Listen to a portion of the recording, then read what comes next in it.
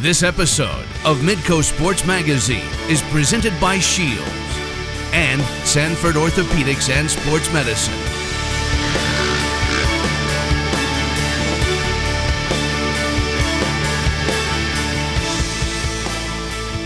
Hello, welcome again to Midco Sports Magazine. 3 stories this month about leaving a legacy. Individuals and institutions that have built something great and are now passing it on to the next generation. For more than 80 years, the North Central Conference was the big time for players and coaches and fans in the Dakotas and Minnesota. Well, it is gone, but it's being reformed and reborn as its former member schools get back together. And you know about the Iditarod, but you might not know about this Iditarod and how a Sioux Falls music instructor is using it to challenge himself and his students. But we start with a basketball family that could essentially be their own starting 5. They are from Minnesota, but have had a huge impact on South Dakota college hoops that goes back more than 30 years. Here's David Brown. It's one of the rare days the entire lineup is on the floor. 5 individual players with one last name and one common goal: to win a game of pig. They're all competitive, but they're also honest. Well, somewhat honest about who's likely to come out on top. My wife of 30 years. Most of the time it would probably be Madison, but in the day, it might have been me. Shooting contest, Madison for sure. I would say it was about 60-40 when we played. Maybe 55-45. Yeah, 55-45% her instead of me. You would win a shooting contest among your family? Yes. Not unanimous, but still a consensus. Madison Guebert, South Dakota State's long-distance sharpshooter, is the favorite to win. So naturally, she starts off the contest with a 3 from the left elbow. But one by one, her twin brother Drew, her mother Melissa, her father Dan, and her younger sister Macy show the family's range. You can definitely say that we're a basketball family. The foundation for the Gueberts has roots across the Midwest. It starts with Dan, who went to high school in the basketball hotbed of Indiana, where hoops was more religion than sport. You'd go up to the park, every night and play for 2 or 3 hours on asphalt, and then go home, do something in the summer, mow grass, and then go back the next night and play. That's how we did it. After 2 years at a junior college in Wyoming, Dan transferred to what was then known as Augustana College in Sioux Falls in the mid-1980s. He certainly made his mark at Augie, but mainly on offense. Well, they're all laughing back there because they know I don't play defense, but I was a shooter.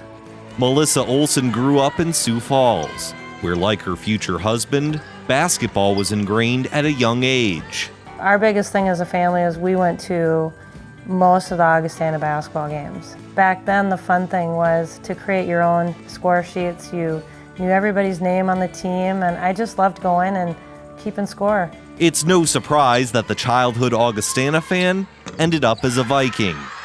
After a standout career at Sioux Falls Lincoln High School, Olson set the all-time scoring record at Augustana, netting more than 2,000 career points. It's a mark that still stands today. I couldn't even tell you probably what our records were. It was really, for me, more of every time you played, you did it the right way. And so I was allowed to do that at Augustana and had just a really great career with great teammates. She also found a teammate for life in Dan. When you're on the men's and women's team at a small school like that, you're together on buses, you see each other on campus, again, a small campus. So we just met. I think I met her the first time on a recruiting visit. I think it's always fun when you meet somebody and you have a lot of the same interests. So obviously basketball was a big common interest of ours. The hardcore hoops fans married shortly after graduation and eventually settled in Apple Valley, Minnesota, where their kids inherited the basketball genes.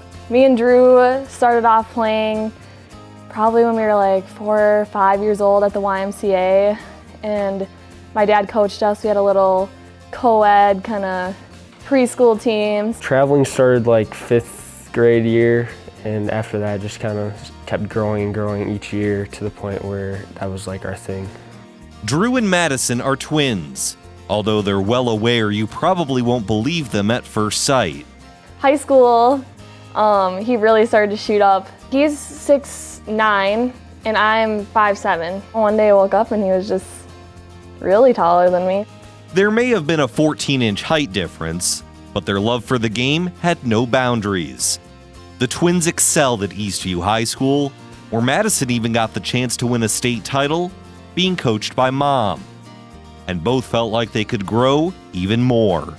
Probably halfway through my freshman year, I started thinking like, oh, you know, college basketball like is definitely something that would be in the picture for me and not something that was unrealistic. People who know me know that like I'm not a planner. Like I kind of go with the flow a little bit. But in the back of my head, I always kind of knew that like I want to play college basketball. It should come as no surprise that Augustana recruited both of them. But there was no pressure to appease Mom and Dad. I really feel like we knew enough to let them make the choice themselves. I was a fan of wherever they wanted to be. For Madison, it was South Dakota State. For Drew, it was the University of Sioux Falls. And now both Gueberts are their respective schools' career leaders in three-point field goals. And they're also each other's biggest fans. All throughout our years, we haven't had necessarily the opportunities to see each other, so when we can, it's really exciting for both of us, and we just have fun watching each other. Every time that she has success, it's a success for me. It's a success for the whole family. That success now extends to the youngest member, Macy, who will hit the hardwood for the University of South Dakota starting next fall. I think everybody was really happy for me, even my sister, even though they're rivals. I told her that I will wear SDSU stuff until I get there, and she better represent USD when she's gone. Honestly, like for her, I just wanted her to do whatever it was that she felt fit her and whatever's gonna make her happy. So if USD makes her happy, then USD it will be. The family game of pig ends up going to Drew. He wasn't picked by anyone at the beginning, but it's a fitting end to this backyard barn burner. Once Macy makes her Coyotes debut, all 5 members of the Guebert family will have played college basketball. Their legacy expands across 4 different schools that have become ingrained within the fabric of South Dakota. 3 kids following in the footsteps of 2 parents to create one dynamic hoops dynasty. And it's cool that we all went to different schools and stuff, but that also shows that like all of us are different people. Like we didn't all choose the same thing, and we have all different personalities, and that just like it makes sense. I think each one of our kids have been able to go to a different place and kind of carve out their own path and do their own thing the way they want to do it and be successful that way. I just love being able to make my family proud, and I just can't wait for them to be able to see me do what I love. Oh yeah. And joined now by David Brown. And Brownie, Mom and Dad obviously had a lot to do with the Right. kids and learning to play the game and be the shooters that they are. But there was another mentor that was involved in this, right? Yeah, when Maddie and Drew were in 3rd grade, they started going to the Minnesota School of Basketball, which is essentially a training program. They run camps, they have individualized instructions. But they worked with a shooting coach named Brian Amon, and he used to be the head coach at Division III Augsburg in Minneapolis. If that sounds familiar, that's where Devin George went. Devin George had a great career with the LA Lakers back in the early 2000s. But Brian Amon has been working with them since 3rd grade. In fact, when we went to talk to the Guebert family, Madison had just gotten done with a shooting lesson from Brian. He's worked with Maddie, obviously, he's worked with Drew, and now he's worked with Macy. And it kind of just goes to show you that when you put the right people around your kids to help foster their passions, you can be incredibly successful. All right, very cool. Thanks, Brownie. David Brown. Up next, the old becomes new again. Almost a century after it was formed and a decade after it dissolved, the North Central Conference is coming back together under a new identity. Midco Sports Magazine on Midco Sports Network is presented by SCHEELS and Sanford Orthopedics and Sports Medicine. Welcome back to Midco Sports Magazine. Well, this is not a dissertation on which of our local colleges should get together and form an athletic conference that would be the best future outcome for everybody involved. We'll leave that to the fan boards. This is just a fond look back at a collection of local colleges that got together to form an alliance in the spirit of competition. How that collective came apart and how it's coming back together now under a new name. The North Central Conference was the best Division II conference in the country. I think we said that, whether it was true or not. We felt like we were one of the strongest, and at times the strongest Division II league. It was our big time, kind of, and it worked out well because of that.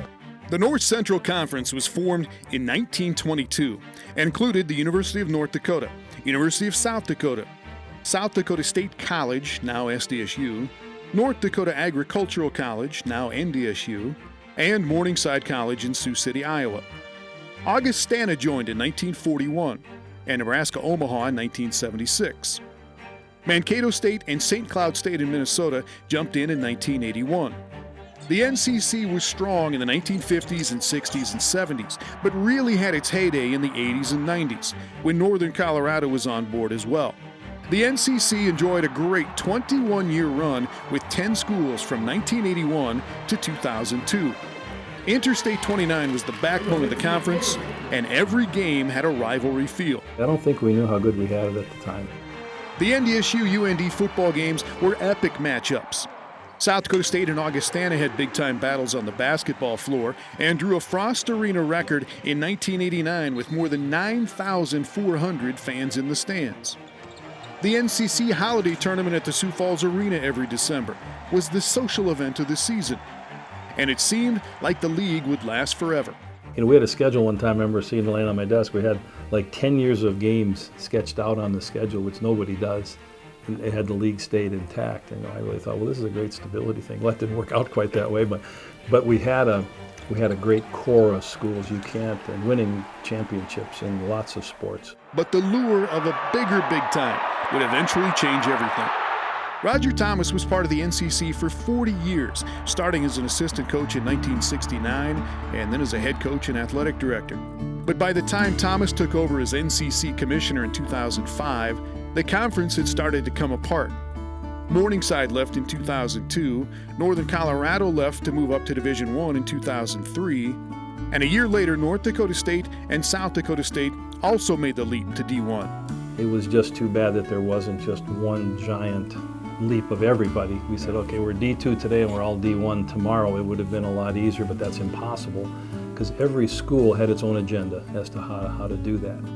By 2006, UND and USD had announced their intentions to reclassify to Division I. Omaha left to join another Division II conference at the time, but the Mavs would eventually go Division I. Augustana, Mankato, and St. Cloud State stayed Division II and ended up in the Northern Sun. And in July of 2008, after an 86-year run, the North Central Conference ceased operations. It was sad to see because, like an article that I've been reading in this magazine about the conference, it says, "Goodbye, old friend," and that's the way I looked at that conference. It was a good old friend, but time moves on, and I guess time for a change. And with all these schools obviously being very good and good enough to be Division I, that was the right thing to do. So here we are, 30 years after the last NCC Holiday Tournament, 10 years removed from the first Summer League basketball tournament in Sioux Falls, and maybe not surprisingly to some, halfway back now to tying the old NCC alliance back together. That's, again, something that a lot of us thought would happen eventually. South Dakota State and North Dakota State have been in the Summer League since 2007. South Dakota joined in 2012, Omaha in 2013, North Dakota in 2018. And there's been no formal agreement yet, but a sixth former NCC school might soon join them. Augustana University has announced that it will transition its athletic programs to Division I. And while they have not yet secured an invitation from a D1 conference, this summit certainly makes sense. And the old becomes new again.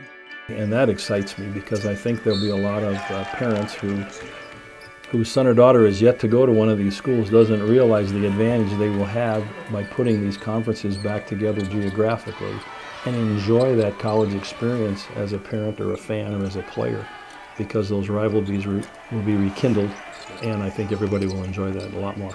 That has kind of eased the pain of losing the North Central, is that it really went back into that conference and in most of the schools, and so it worked out for the best, I think.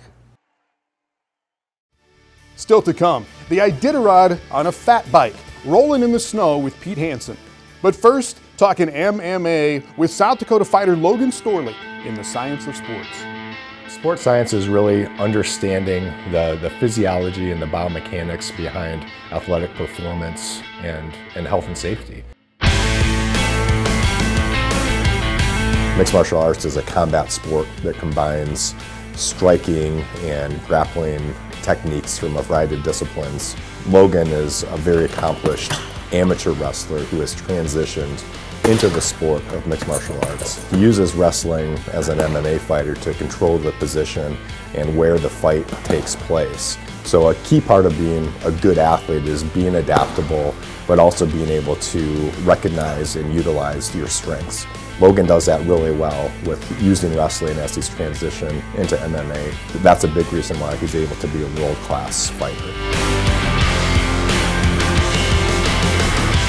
Midco Sports Magazine on Midco Sports Network is presented by SCHEELS and Sanford Orthopedics and Sports Medicine.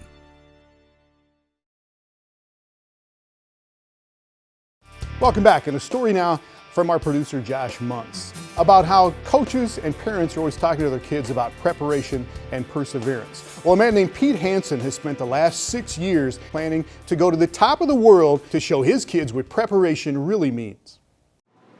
All right, here we go. My name is Pete Hansen. I'm the executive director of Groove Incorporated. Play more aggressive, like kill those cymbals. Groove is a percussion academy that teaches kids from 5 to 22 years of age how to play percussion. Marching percussion mostly, but also concert percussion, drum set, keyboards, snare drum. This is what I love doing, and now I can share it with other people and then give them that experience. But at the same time, using Groove as something where we have young people not only learning how to play drums, but how to act, how to do community service, how to work hard even though you don't feel like it, and then just play more confidently. Beautiful. Don't doubt yourself. If you're starting Groove when you're a little kid, by the time you're a 9th grader, you're literally doing some drum thing all year round. It asks a lot of a person, which is part of what the biking thing that I'm doing is like. If I'm going to be asking them to do that, I can't be like sitting on the couch and doing nothing. There has to be some part of my life that they can say, oh, well, he's trying to do this long race and training for it, and so we can train for this drumline thing. So kind of lead by example, I guess.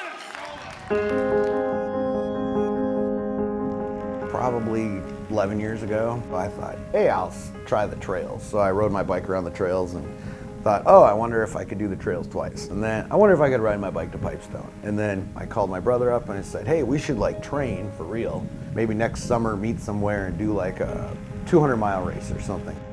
And so then it was, oh, the next year, there was this gut check from Wyoming to Minnesota on 212 across the state. Now I'm like, okay, I just raced my bike 414 miles in 26 hours and 8 minutes. What's next? I'm at Bible study and a guy named Joe Stiller comes in on a fat bike, and it's the middle of the winter and I had never seen a fat bike, and I'm like, what is this? And he's also a lover of like winter and exploring around and kind of by himself and seeing how far you can push yourself and the limits of your body and the bicycle and your gear and all that stuff. And so he basically said, well, there's this race in Alaska, the Iditarod, and I'm like, I know the dog sled race. He goes, yeah, they do it on bikes the week before. And I'm like, shut up. I gotta do that. I just thought, I have to do that. There's a 350, big version, and the 1100. So the other one is kind of a qualifier for those two, but the 350 and the 1100 are the two big ones. My goal is to complete the 350 miler this year. The Iditarod Invitational is invite only because of the kind of weather that Alaska can dish out. They don't want to put somebody out in the middle of nowhere that loses parts of their body or dies because they don't know what they're doing. They've looked through their race resume and they've proven themselves in various racing over the years. Well, at first, obviously, just riding your bike and training and learning how to run your bike when it's that cold outside. You gotta eat, You gotta have the right amount of salt, you gotta get the right amount of liquids and electrolytes. I think it'll keep warm water or liquid form for at least 14 hours at 20 below zero. You can't just bike forever if you don't take care of the other parts of it. Sleeping outside in a tent in a sleeping bag when it's 20 below zero or colder obviously was something I'd never done before. So it's one of those things where just preparation, not only from a physical standpoint, but from what kind of gear to have, because what works for me doesn't necessarily work for the next person. There's something about the adventure part of it. There's some aspect of that, I think, in every human. Like for me, if there's craziness going on in my life and all of a sudden I'm like 20 miles out of town on a gravel road in the middle of nowhere, for me, that's incredibly stress relieving and enjoyable. I try to impress upon the younger kids that you can only fail if you quit. And as long as you don't quit, then sooner or later, it's gonna work. Set your goal as high as you want, any occupation, any I want a family with this many kids, I want this house, I wanna go to the moon, whatever. It's like, pick anything you want, and if you put a plan together and you're diligent and you work hard towards it, you can pretty much achieve anything.